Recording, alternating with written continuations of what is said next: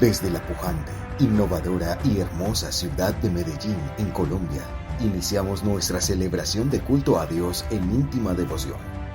Íntima Devoción es una iglesia que cree, obedece, vive y proclama los efectos transformadores del Evangelio del Señor Jesús. Esta es una transmisión simultánea por nuestro canal de YouTube, Facebook e Íntima Devoción Radio. Descarga gratuitamente nuestra aplicación en las tiendas iPhone y Android. Sean todos bienvenidos. Salmo número 69. Vamos a tomar esta porción de las Sagradas Escrituras.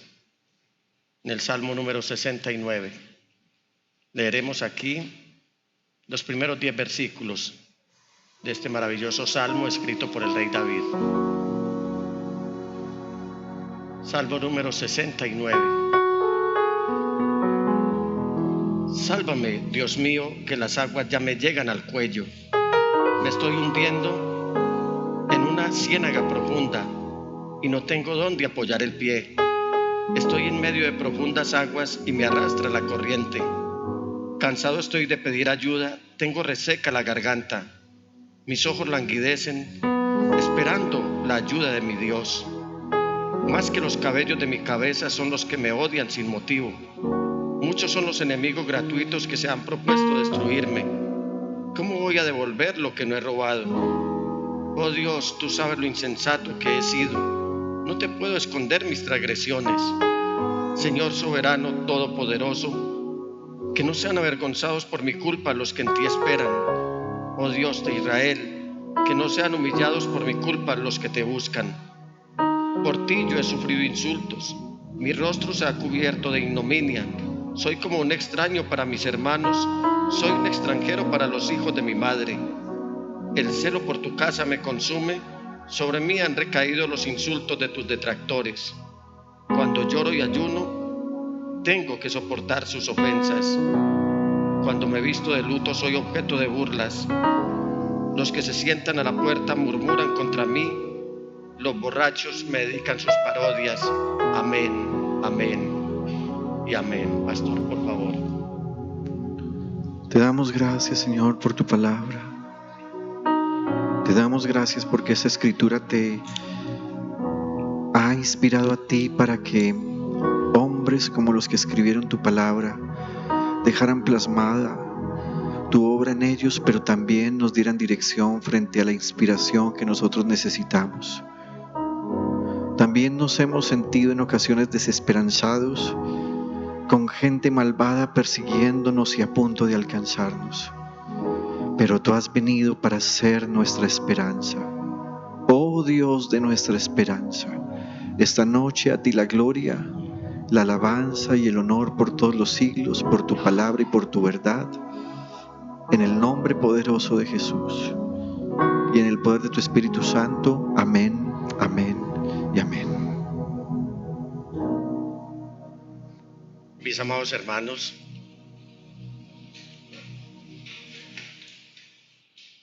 pocas veces he estado en la silla en una celebración de culto y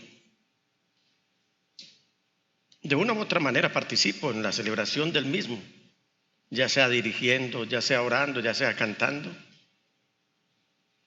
o lo que más me gusta, ya sea predicando. Hoy fue un día particular, quise cuidarme para estar listo para la predicación y aunque no dejé de cantar las canciones al Señor, lo hice con mucha moderación para no desgastar mi garganta y poder traer el mensaje en esta noche que el Señor me ha regalado sin mayores incidentes para ustedes. Y pude observar que la celebración de culto nuestra está acompañada de canciones. Si abrimos el culto, está la alabanza y la adoración. Si oramos por las necesidades, por las peticiones, hay alabanza y adoración al Señor. Si presentamos las ofrendas al Señor, también acompañamos con canciones de alabanza al Señor. Si viene la parte de los niños, hay unas canciones características que hasta nosotros las cantamos con ellos. Si venimos a la palabra del Señor, hay una canción compuesta años atrás por el pastor Junior que dice: este es un momento muy feliz. Vamos a escuchar su voz. Entonces me di cuenta que la música está muy ligada al ser humano y especialmente a la liturgia y a la celebración del culto a Dios.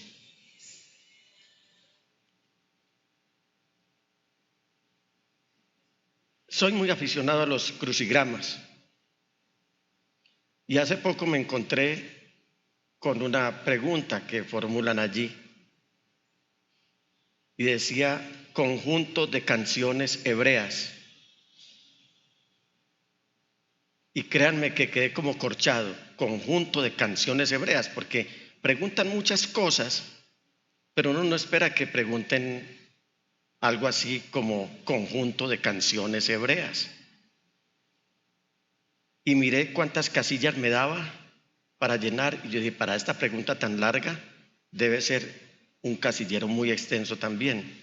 Y me encontré que eran 6 casillas. Y empecé a devanar mis sesos hasta que me di cuenta que era salmos, los salmos, el cancionero hebreo, el conjunto de canciones hebreas, los salmos. Y cuando estaba preparando este mensaje que el Señor me regaló, me di cuenta también de que estamos viviendo una época particular en Colombia, que es la época de Navidad.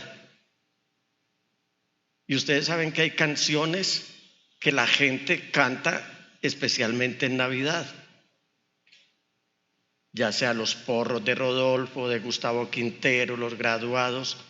Yo creo que aún en la iglesia a algunos les da por cantar esas canciones. Bajan todos los himnos de su cancionero, de su dispositivo móvil, y empiezan a acompañar sus buñuelos y sus natillas y sus festines con música de ese estilo. Si vamos al 31 de diciembre, hay una canción que es característica y que la escucha uno directa o indirectamente, voluntaria o involuntariamente. ¿Cuál es esa canción que se escucha el 31 de diciembre? Faltan 5 para las 12. El año va a terminar. Y me di cuenta también que quizás no haya un vehículo más poderoso para expresar sentimientos e ideas que la música. Ay, esa canción se la oí cantar a mi madre. Ay, esa canción me la dedicó la primera novia. Ay, esa canción, me acuerdo que con esa canción me enamoró el primer novio. Y estamos haciendo memoria de las canciones. Y por eso digo que son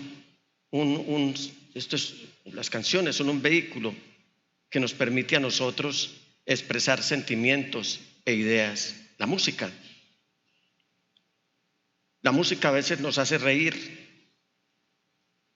a veces nos hace llorar, a veces nos transporta al pasado, a veces nos enseña cosas nuevas y hasta puede hacernos cambiar de parecer. ¿No ha notado usted que usted puede estar muy enfurecido y de pronto oye una canción y eso como que le baja la bandera y dice: no, un momentico, voy a bajar revoluciones y voy a reconciliarme con... ¿Alguien pelea aquí con el cónyuge?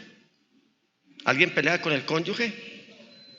¿Cierto que aquí en la iglesia no se pelea con el cónyuge?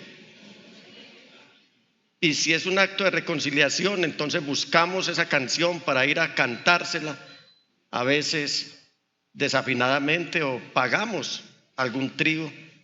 Bueno, yo realmente no doy serenata, sino cuando todo anda bien en el matrimonio. Yo le aconsejo a los que pelean que no arreglen los asuntos de su matrimonio con una serenata o con un ramo de flores. Eso no va a funcionar. Primero arregle las cosas y después cuñe con algo bien bonito como una serenata. Cuando observo todo este tema de la música, entonces no es de sorprenderme que Dios nos haya comunicado tantas verdades en forma de canciones, las cuales llamamos salmos. Yo creo que todos hemos leído este libro, los 150 salmos.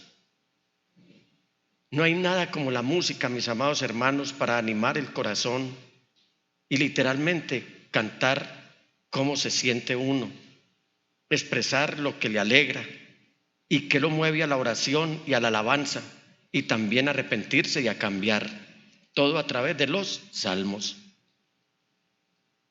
Especialmente aquellos que tocan instrumentos, y que le doy gracias a Dios por el grupo de alabanza de íntima devoción que no sufren ese síndrome de estrellitas ni de vedettes de la alabanza al Señor, sino que una vez se bajan de aquí del altar, inmediatamente asumen otros roles para el desarrollo del culto.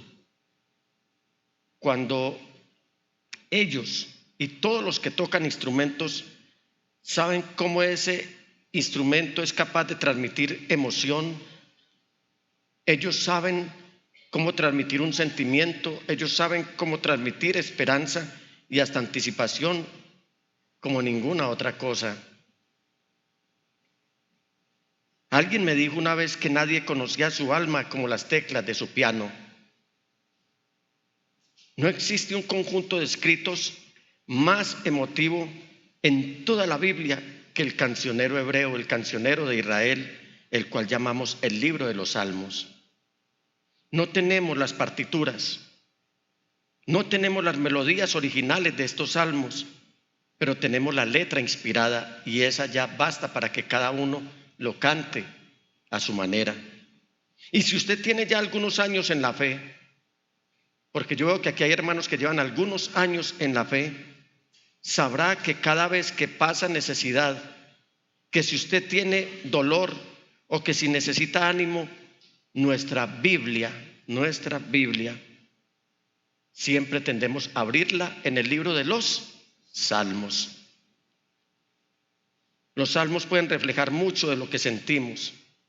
Transmiten tristeza, transmiten esperanza, también pueden transmitir gozo y alegría. ¿Acaso no es así, hermanos? No hay nada como los salmos. Hoy, al concluir este 2023, el 2022, el cual habíamos declarado el año de la esperanza en Jesús, mi mayor deseo es invitarles, hermanos, íntima devoción, a que nos detengamos en la letra que expresa el corazón de nuestro Señor y Salvador Jesucristo. Este Salmo 69 que acabamos de leer, donde David, el rey David, el dulce cantor de Israel, escribió apuntando claramente a que él tenía su esperanza en el Mesías venidero, en Jesús el Señor. Por lo tanto, lo invito a que abra su Biblia en uno de los salmos mesiánicos más claros de todo el cancionero hebreo, el Salmo 69. Lo que me gustaría hacer es leer algunos pasajes de este salmo y luego ir a los pasajes del Nuevo Testamento donde el salmo encuentra su cumplimiento y por supuesto nos llena de esperanza en el Señor Jesús. ¿Cuántos esperaron en el Señor Jesús este 2022? ¿Cuántos se apoyaron en la esperanza en el Señor Jesús en este 2022? Ahora bien, ¿sabe usted en quién puso su esperanza este 2022 que está a punto de expirar? Dígalo. Se lo pregunto otra vez, dígalo con certeza si así sucedió. ¿Sabe usted en quién puso su esperanza en este 2022 que está a punto de expirar?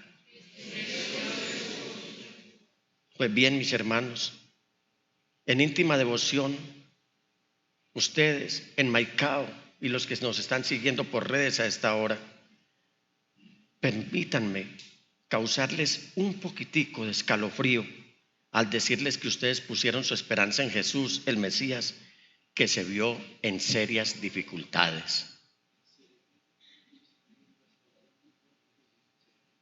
Gracias, pastor. Entonces extendemos este saludo también a un grupo de hermanos en CRT que a esta hora nos están siguiendo.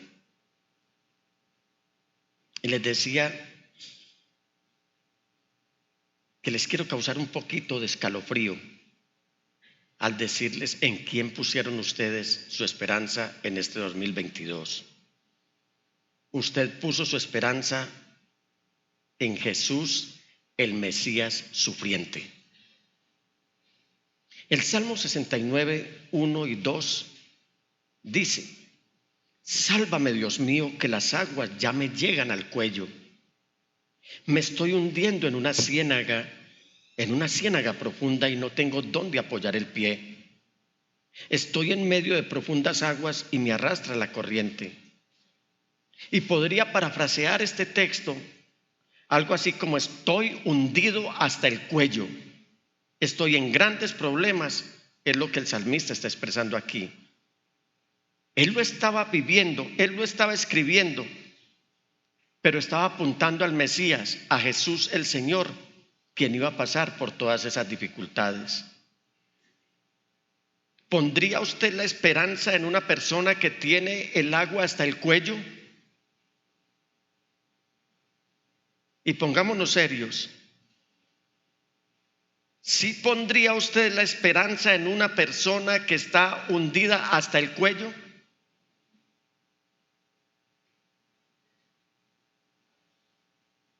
Sin embargo, en 2022, aunque Él sigue siendo fiel, Él como Mesías pasó por un tiempo de angustia y aún así nosotros siempre pusimos la esperanza en Él. 2.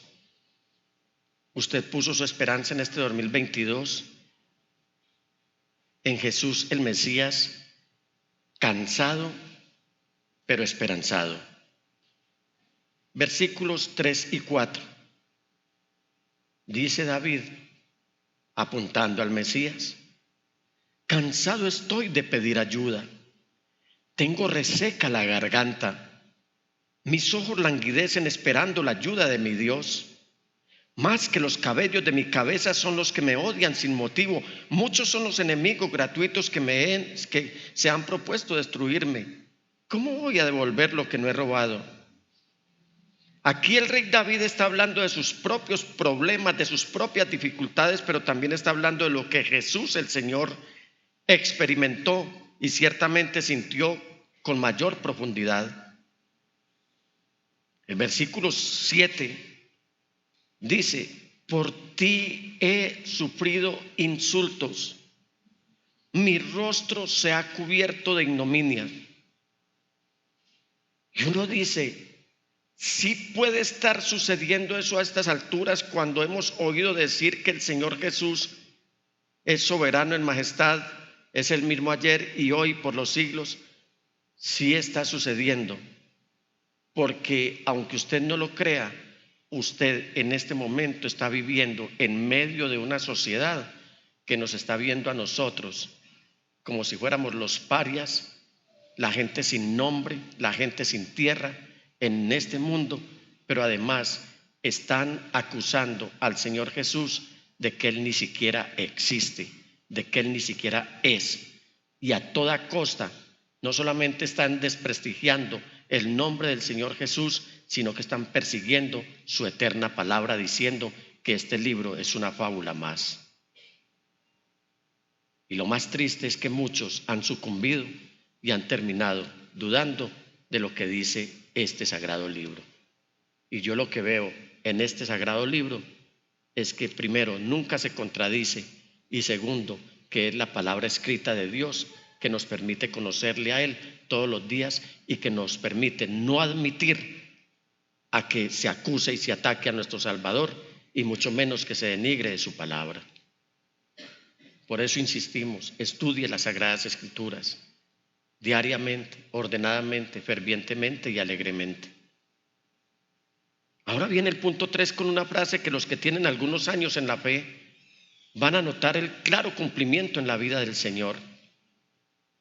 Usted puso su confianza en Jesús el Mesías, familiarmente ignorado.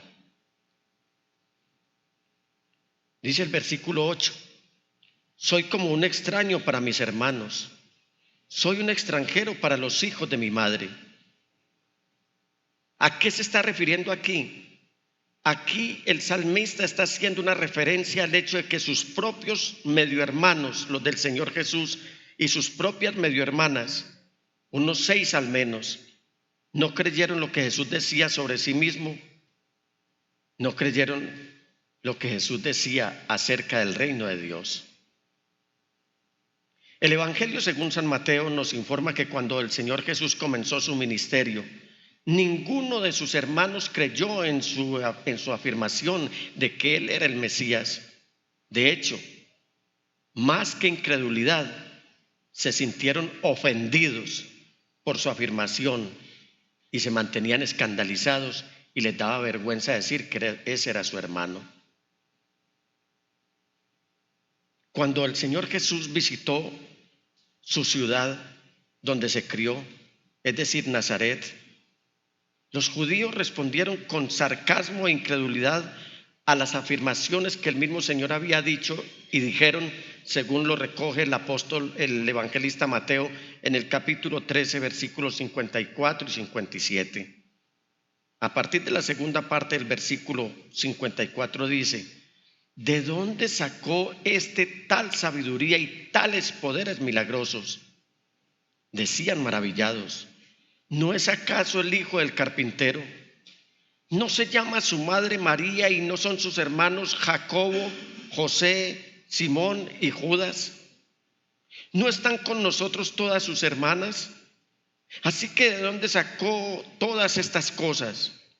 Y se escandalizaban a causa de él. Pero Jesús les dijo: en todas partes se honra a un profeta, menos en su tierra y en su propia casa. Y todos estaban ofendidos y escandalizados. Además, el Evangelio según San Marcos agrega que cuando los hermanos del Señor Jesús se enteraron de que había iniciado su ministerio público y estaba llamando a sus discípulos para que lo siguieran, salieron para detenerlo, porque decían: está fuera de sí. Los propios hermanos de él creyeron que el Señor Jesús estaba loco. En Marcos 3:21 nos dice la palabra del Señor: cuando se enteraron sus parientes, salieron a hacerse cargo de él porque decían: está fuera de sí. Usted podría traducirlo en esta noche que sus hermanos decían o pensaban que estaba loco. Así que imagínense usted lo que estaba pasando con el Señor Jesús. ¿Y en alguien así usted pondría su esperanza? ¿Usted pondría la esperanza en alguien al que todo el mundo consideran un loco? Estos mismos familiares interrumpen el ministerio de Cristo Jesús disculpándose con la gente porque querían pasar o quedar bien mejor con la gente antes que con él. Seguramente le decían a la gente: perdón, qué pena, por favor, discúlpenme, discúlpennos, discúlpenlo, está loco, lo lamentamos mucho, pero obviamente nuestro hermano, como ustedes lo pueden ver, está perdiendo la cabeza. Y el Evangelio de Juan agrega en el capítulo 7, versículo 5: lo cierto es que ni siquiera sus hermanos creían en él. Hermanos, yo los invito a que se pongan en sus zapatos ahora mismo. Póngase usted en sus zapatos. No nos vamos a poner en este momento en los zapatos del Señor Jesús. Póngase usted en sus propios zapatos. Así sea por un segundo. Piense en el dolor que usted ha sentido de ser rechazado por su propia familia por causa de seguir al Señor Jesús.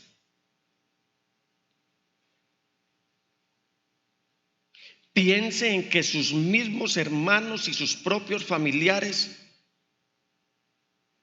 estén pensando que usted no está bien de la cabeza porque ¿y qué se hizo ese Nicolás que era el drogadicto, era el borracho, era el pecador, era el ladrón, era el asesino.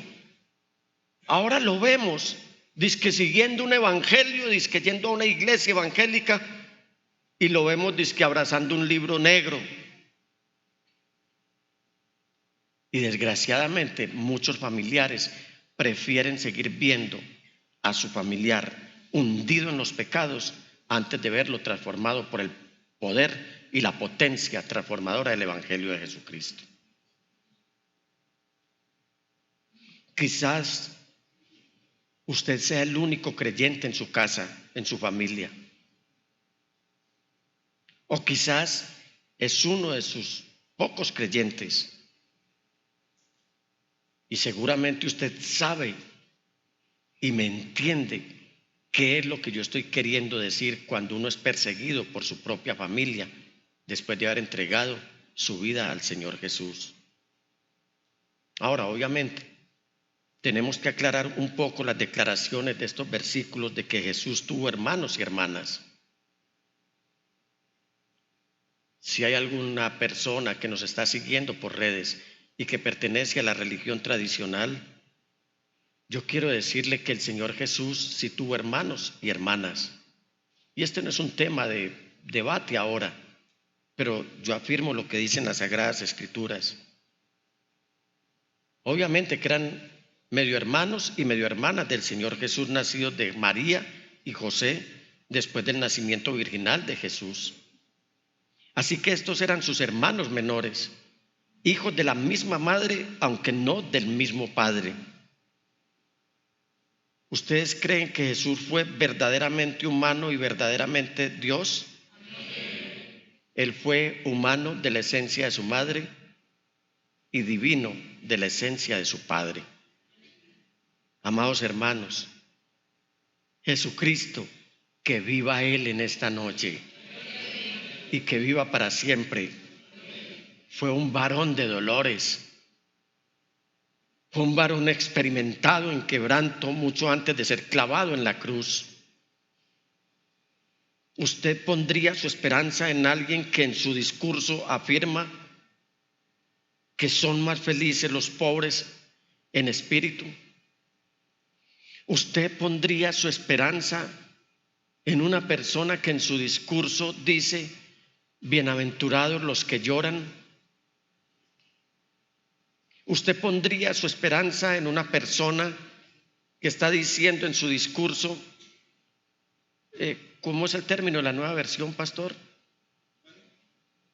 Las bienaventuranzas, los humildes, dichosos, dichosos.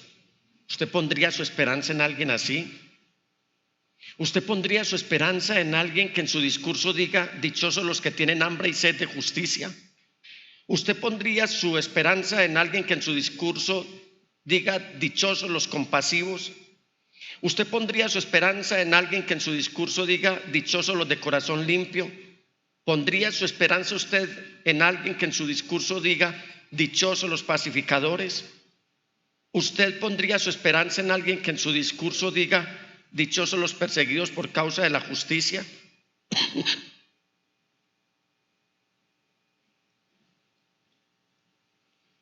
¿Usted pondría su esperanza en alguien que en su discurso diga, dichosos los que son insultados por causa mía? O por causa de él, pues. ¿Usted pondría su esperanza en alguien que en su discurso diga que padeció sed, que padeció hambre, que se cansó, que no tenía donde recostar su cabeza? Pregunto, ¿usted pondría su esperanza en alguien que diga que las aves tienen sus nidos y las zorras tienen sus guaridas, pero que el Hijo del Hombre no tiene donde recostar la cabeza? ¿Pondría usted la esperanza en alguien así? Permítame decirle que de haberlo sabido, estoy casi seguro que más de uno no habría puesto su esperanza en alguien así. Hoy el mundo, con todos los respetos que me merece, está llorando la desaparición de un hombre, reconocidísimo además por el fútbol. ¿Y sabe cómo lo llamaban? El Rey. No hace 15 días cuando otros estaban ovacionando otro rey, cristianos ovacionando reyes y no se dieron cuenta de la trascendencia espiritual que especialmente esta Copa Mundial de Fútbol tuvo, porque se trataba de que este sistema cumpliera aquello que a rey muerto, rey puesto, y que había una cobertura envolvente espiritualmente de la oscuridad en la que muchos cristianos cayeron dándole la honra y la gloria a otro joven que él no tiene la culpa de ser buen futbolista y que ahora están llorando a otro. Quizás si uno preguntara, ¿pondría usted la esperanza en el jugador argentino? Y muchos dirían que sí. ¿Y por qué la pondrías? Porque es el mejor futbolista, porque es muy adinerado, porque es una persona joven, porque es una persona talentosa. Y si le pregunto, ¿pondría usted la esperanza en el Señor Jesús? Aunque explícitamente no lo diga, implícitamente, al reconocer a otros reyes, dejaron de reconocer al verdadero rey. Y el Señor se queja, como lo compartí hace poco, en el capítulo 2 del libro del profeta Jeremías. Los que reciben las láminas que yo estoy enviando todos los días, gracias por recibirlas y aceptarlas. Gracias por responder con ese amén. ¿Y sabe qué dice el Señor por medio del profeta Jeremías?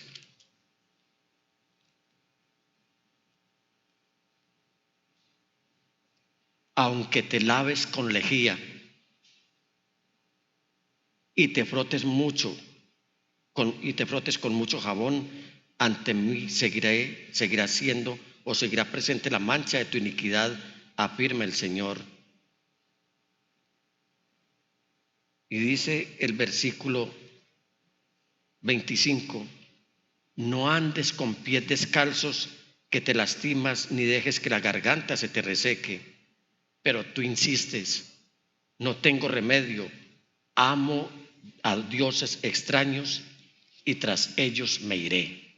Esa es una queja del Señor Todopoderoso. Y nos emocionamos al principio del año al decir que íbamos a poner toda nuestra esperanza en el Señor Jesús, y terminamos poniendo la esperanza. Algunos mejor terminaron poniendo su esperanza y llorando en personas que el sistema ha constituido en dioses y de los cuales el Señor Jesús dijo, vosotros dijisteis dioses sois, pero como dioses moriréis.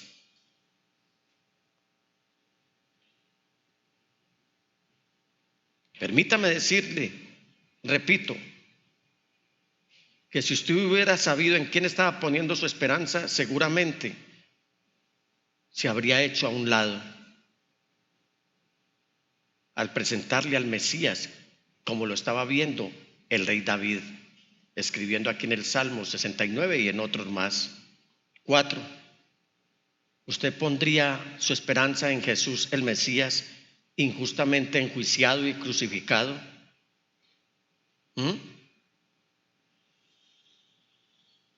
Versículos 11 y 12.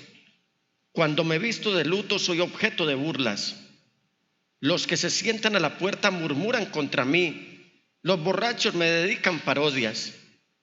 Es decir, lo que el Señor Jesús, lo que David está diciendo aquí con respecto al Señor Jesús, palabras más, palabras menos, es: estoy desnudo y cubierto de luto y cubierto de angustia. ¿Cuándo fue eso?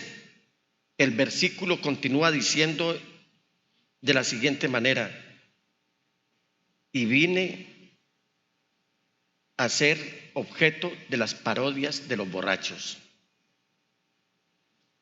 Dicho de otra manera, se convirtió el Señor Jesús en el hazmerreír del pueblo, alguien de quien se burlan, alguien a quien insultan, alguien a quien ridiculizan. El evangelista Juan, en el capítulo 18 y versículos 12 y 13, nos habla de ese episodio que no podemos ocultar. Entonces los soldados con su comandante y los guardias de los judíos arrestaron a Jesús. Lo ataron y lo llevaron primeramente a Anás, que era suegro de Caifás, el sumo sacerdote de aquel año. En Mateo 27, 39 y 40 dice: los que pasaban meneaban la cabeza y blasfemaban contra él. Tú que destruyes el templo y en 3 días lo reconstruyes, sálvate a ti mismo. Si eres el Hijo de Dios, baja de la cruz. El Sanedrín violó flagrantemente los derechos humanos del Señor Jesús. ¿Por qué? Porque la ley judía no permitía que un juicio se llevara a cabo en secreto o por la noche. Porque la ley judía establecía que no se podía violar, o que era violación cuando se estipulaba que nunca se debía obligar al acusado a hablar durante el juicio. Otra ley dice que violaron, o que la ley, otro principio, otra violación del Sanedrín, habla de que la ley fue violada porque estipulaba que al menos 2 testigos tenían que presentar un testimonio que estuviera de acuerdo para verificar los hechos por los cuales se estaba acusando al reo. En cuarto lugar, el Sanedrín no debía exigir a los acusados que se incriminaran a sí mismos. ¿Sabe usted qué era el Sanedrín? Es lo que hoy conocemos como la Knesset o el Parlamento israelí. Y en el antiguo tiempo, los 70 ancianos que Moisés nombró para atender los asuntos del pueblo. Hoy, o para la época del Señor Jesús, estaba compuesto por 23 sacerdotes, estaba compuesto por 23 escribas, estaba compuesto por 23 ancianos. Ahí tenemos 69. Estaba compuesto el Sanedrín por el sumo sacerdote designado por los romanos y por el verdadero sumo sacerdote que serviría de por vida. Ahí tiene usted 71 personas. ¿Algún dato, pastor? Sí, se los repito. El Sanedrín, para el momento en el que el Señor Jesús está siendo enjuiciado, estaba compuesto por 23 sacerdotes, 23 escribas, 23 ancianos, un sumo sacerdote nombrado por el Imperio Romano y un sumo sacerdote que era el que establecía la ley. Para ese momento usted encuentra en las Sagradas Escrituras que había 2 sumos sacerdotes que se alternaban el poder, Anás y Caifás. Anás era el suegro de Caifás. Ambos eran saduceos, por lo tanto no creían en la resurrección del Señor Jesús y agitaron a Pilatos y a los soldados y pagaron para que negaran que el Señor Jesús había resucitado. Luego hablaremos de eso. Pero hay una quinta ley que el Sanedrín violó, y es esta: que la pena de muerte solo se podía aplicar después de que el tribunal hubiera pasado un día en ayuno y oración. Este tribunal tenía que pasar en ayuno y oración un día, y no lo hicieron. Es interesante que el evangelista Mateo, en el capítulo 16 y versículo 21, allí Jesús les dice a sus discípulos lo siguiente: desde entonces comenzó Jesús a advertir a sus discípulos que tenía que ir a Jerusalén y sufrir muchas cosas a manos de los ancianos, de los jefes de los sacerdotes y de los maestros de la ley, y que era necesario que lo mataran y que al tercer día resucitara. Palabras más, palabras menos, Jesús el Señor les estaba informando a sus discípulos que sabía que pronto estaría de pie frente a la puerta, por así decirlo, de la Corte Suprema de Justicia de Israel, y Jesús ya sabía que su veredicto sería la pena de muerte. Versículos 67 y 68 de Mateo 26. Entonces algunos le escupieron en el rostro y le dieron puñetazos. Otros lo abofeteaban y decían: a ver, Cristo, adivina quién te pegó. Amados hermanos, les confieso algo.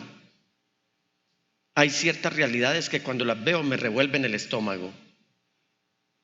Por ejemplo, una noticia donde muestran a alguien que abusa de su autoridad. Eso a mí me molesta. Cuando un uniformado golpea a una persona indefensa, a mí me molesta. O cuando una persona insulta y golpea al uniformado también injustamente. Eso me molesta. Me molesta cuando un tribunal de justicia suelta a un delincuente debido a un tecnicismo. Es que fue un mal procedimiento cuando fue capturado y todo está en contra, pero lo sueltan. Eso a mí me molesta. Me molesta cuando alguien que sufre en la cárcel siendo inocente porque las autoridades corruptas ocultaron pruebas que lo habrían liberado. Me molesta que un juez que ha sido sobornado ahora esté haciendo lo incorrecto. Jesús, el Señor, en quien usted puso la esperanza o su esperanza en este 2022, fue juzgado ante el liderazgo corrupto de Israel para que usted y yo nunca tengamos que ser juzgados ante la corte del cielo. Él fue condenado a morir por la injusticia de las personas para que usted y yo nunca seamos condenados a morir por la justicia del cielo. Porque ante la justicia del cielo no vamos a tener una nueva oportunidad. El experimentado, el que sí le tocó vivir, el que sí le tocó, el que experimentó literalmente la ira de los líderes religiosos para que todos los que creen en él nunca experimenten la ira de un Dios justo. Quiero decirles algo muy importante para que lo tengamos presente en una fecha tan importante como esta, cuando culmina un año más. En una ocasión estaba hablando con mi hijo, hoy pastor,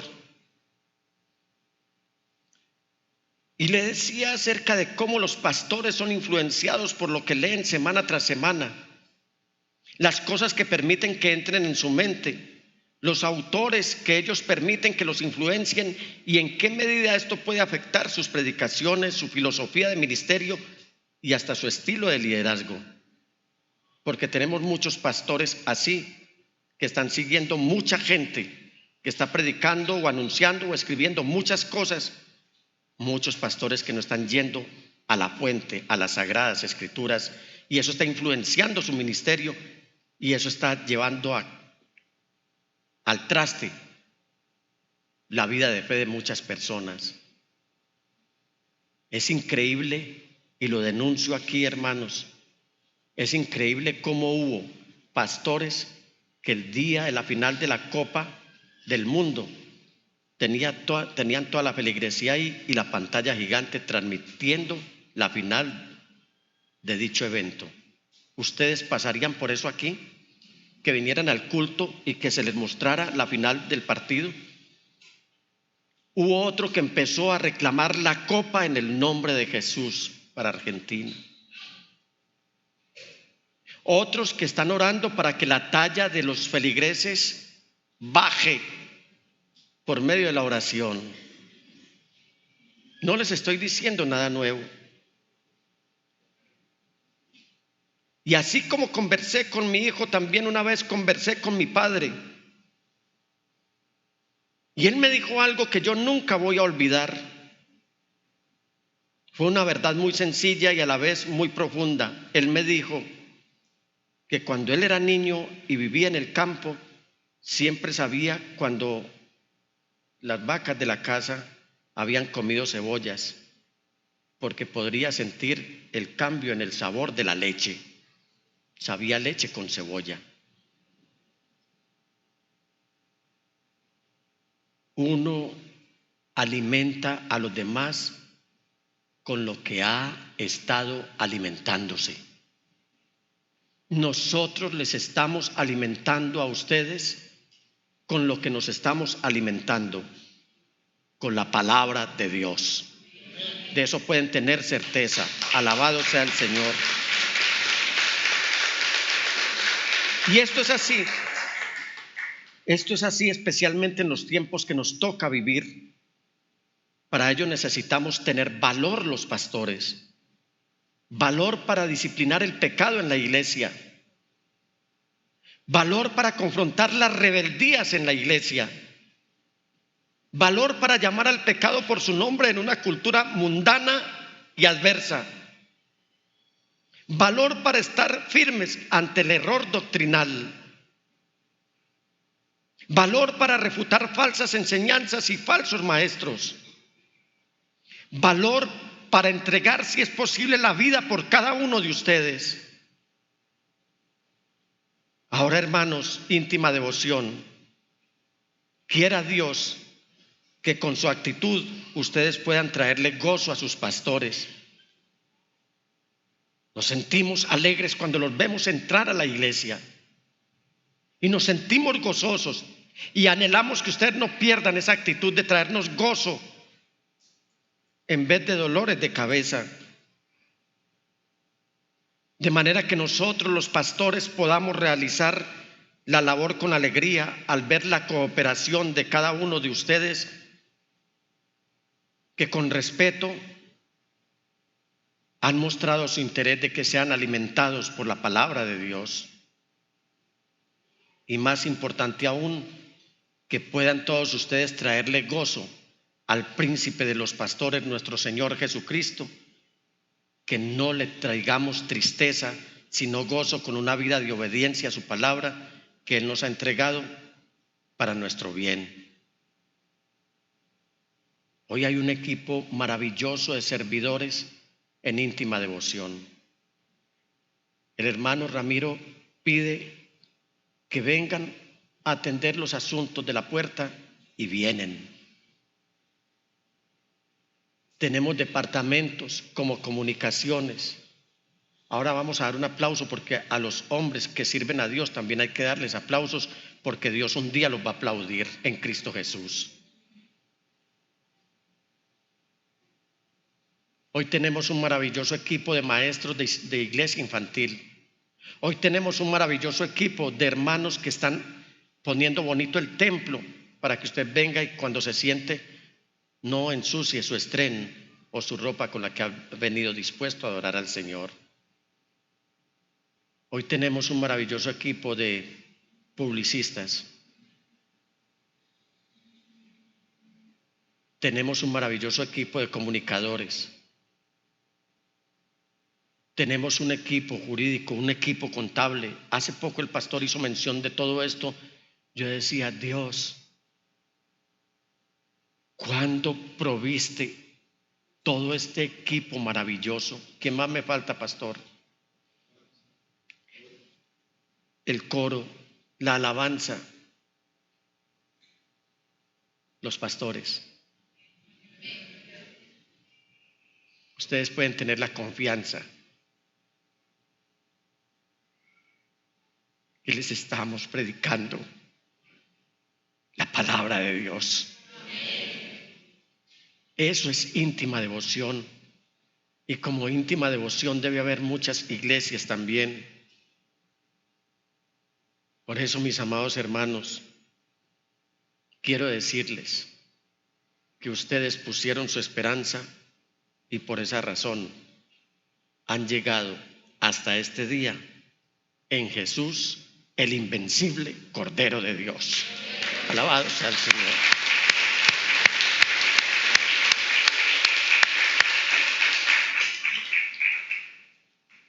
Apocalipsis 17:12 dice: los 10 cuernos que has visto son 10 reyes que todavía no han comenzado a reinar, pero que por una hora recibirán autoridad como reyes junto con la bestia. Estos tienen un mismo propósito, que es poner su poder y autoridad a disposición de la bestia. Le harán la guerra al Cordero, pero el Cordero los vencerá. En ese Cordero usted puso su esperanza este año, porque es Señor de señores y Rey de reyes, y los que están con Él son sus llamados, sus escogidos y sus fieles. Alabado sea el Señor.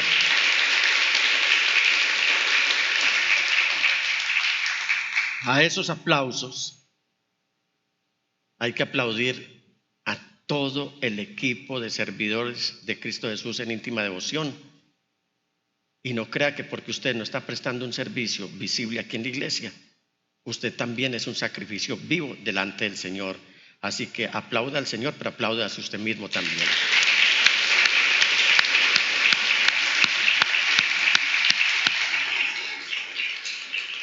Usted puso su esperanza en alguien de quien el apóstol Pablo escribió a los filipenses, que a pesar de haber sufrido, de haber sido insultado, de haber sido enjuiciado injustamente, de haber muerto, Dios lo exaltó. Diga conmigo: he puesto mi esperanza en Jesús, el cual fue exaltado por Dios hasta lo sumo y recibió un nombre que está sobre todo nombre, para que ante el nombre de Jesús se doble toda rodilla en el cielo y en la tierra y debajo de la tierra, y toda lengua confiese que Jesucristo es el Señor, para gloria de Dios Padre. Amén, amén, amén, amén, amén, amén, amén. Si nuestra esperanza en 2022 fue puesta en el Señor Jesús, en 2023 vamos a creerle al Señor Jesús. 2023, año de creerle al Señor Jesús. Amén, amén y amén. Desde la pujante, innovadora y hermosa ciudad de Medellín, en Colombia, hemos transmitido la celebración de culto a Dios en íntima devoción. Íntima Devoción es una iglesia que cree, obedece, vive y proclama los efectos transformadores del Evangelio del Señor Jesús.